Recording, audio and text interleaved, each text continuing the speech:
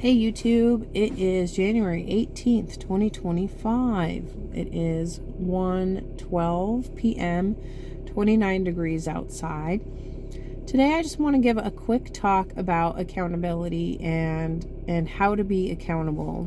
Now, this one's kind of tricky, I think, because it can be really tempting, especially say when you have an argument with someone or someone says something you don't like, to blame the other person for the way that you feel.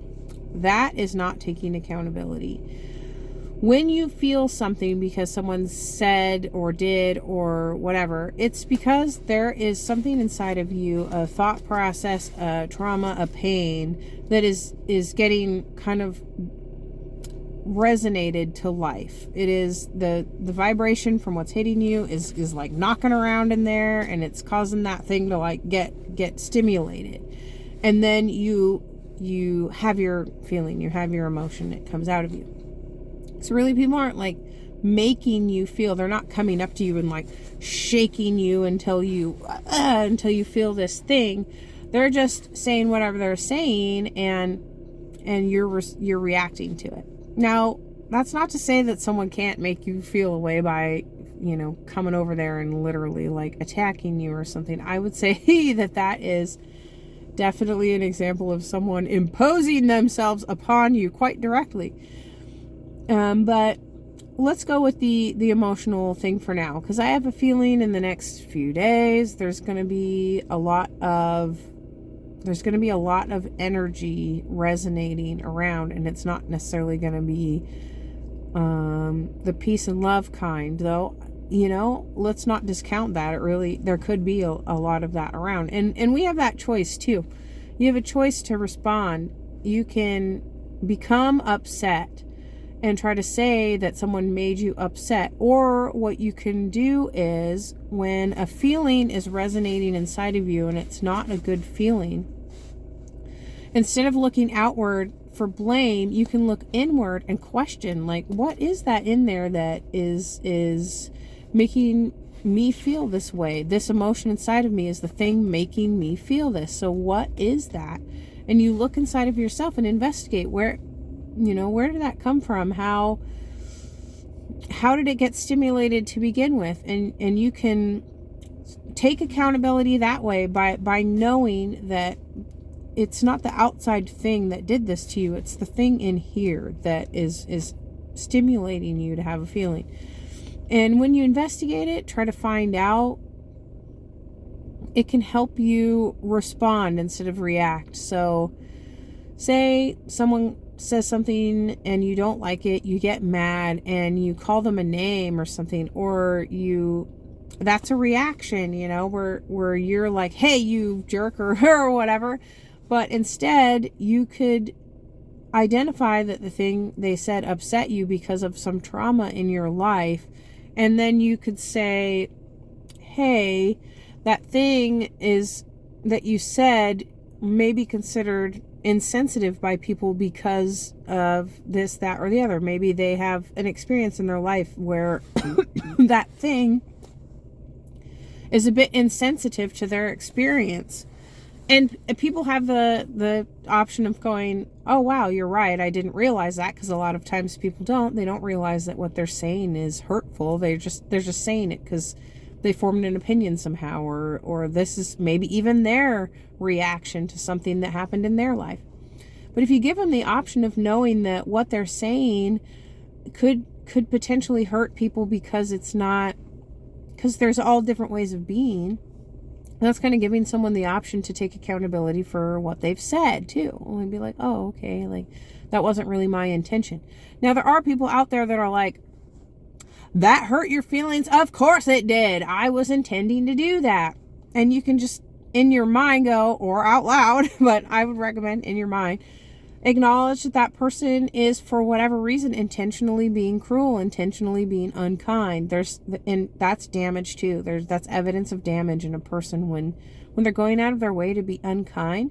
That doesn't have to do with you. It doesn't have to do with what they're saying about you. It has to do with some kind of damage that happened to them, something that happened in their life where maybe they have to put others down to feel good about themselves. And by hoisting that on other people, they're not being accountable for their feelings. So being accountable is really about acknowledging that nothing out here, when it resonates pain inside of you, is fully responsible for how you feel. It's resonating with you and causing that pain, but the pain is in here. And the more you investigate that pain, the more you process it. And investigating it and processing it are two different things. Because investigating is like intellectualizing, where you're kind of pulling apart your problem, you're trying to find out the facts, right? But that doesn't actually make the feeling go away. A lot of times in investigating it, intellectualizing it, will just push it to the back of your mind. You're erecting a box of facts around that feeling. That's not necessarily good. I know some people who will intellectualize something first so they can understand it, and then my friend used to tell me, I'll put it in a box, and then later in the day when I have time to deal with it, I'll pull the box off the shelf, my feeling that in my mind, I'll pull it off the shelf, open it up, and let myself process that feeling. Processing the feeling is more about going into the feeling, opening up the feeling, allowing yourself to feel it again, and then breathing through that feeling and soothing yourself while you're feeling that feeling to kind of process the emotion. Intellectualizing it will help you understand what angle it's coming at you from, and then when it happens again, if it happens again, you will be better equipped to like, say the box is there, that thing comes in to try to resonate with this thing you put a box around, or that you've processed it, you filed it away, it's taken care of. When that energy comes in to try to stimulate it, you'll have a better coping mechanism. That process of intellectualizing it and then processing it will put a safeguard around that feeling and make it less likely for it to be resonated inside of you. Now, if you're struggling with your emotions right now, if you're finding that your environment is really upsetting to you, this may be a good way to kind of safeguard yourself against these adversities in life, because there's going to be adversities. There's a lot of stuff going on out here. There's a lot of stuff going on, and not all of it is going to be favorable to your personal experience. The only thing we can really do to try to take care of ourselves is to adapt. Now, that may seem like you're just giving permission to people to be jerks. You're giving permission to society to be a jerk. But I would argue no, simply because the better equipped you are to take care of yourself, when you're able to respond instead of react, you can have conversations and you can have dialogue, and you can help make change simply by creating a safe space where people can arrive with hurt feelings and leave with better understanding, because you were able to talk it out and create this space where people can, instead of getting more upset, you're actually working towards understanding. And when you have that ability inside of you, that is how you respond to your environment.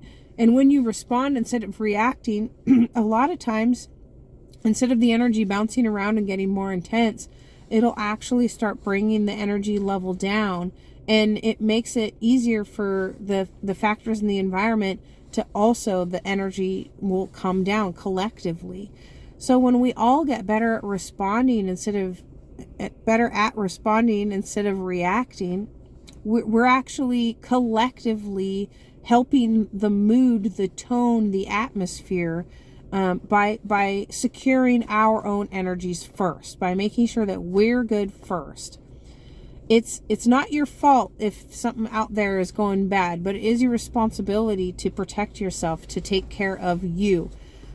Other people, if you're relying on other people to take care of you, it's going to be a rough road, because everybody's got their own thing going on. And there are a lot of people out there that are not necessarily interested in protecting you. And it's not because they hate you.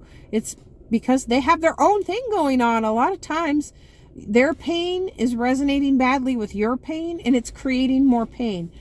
A friend of mine told me yesterday, and this really hit home for me: hurt people hurt people. So how can we help? We take accountability for our emotions, and we try to find ways to respond instead of react. And we try to help ourselves first. However you get that done.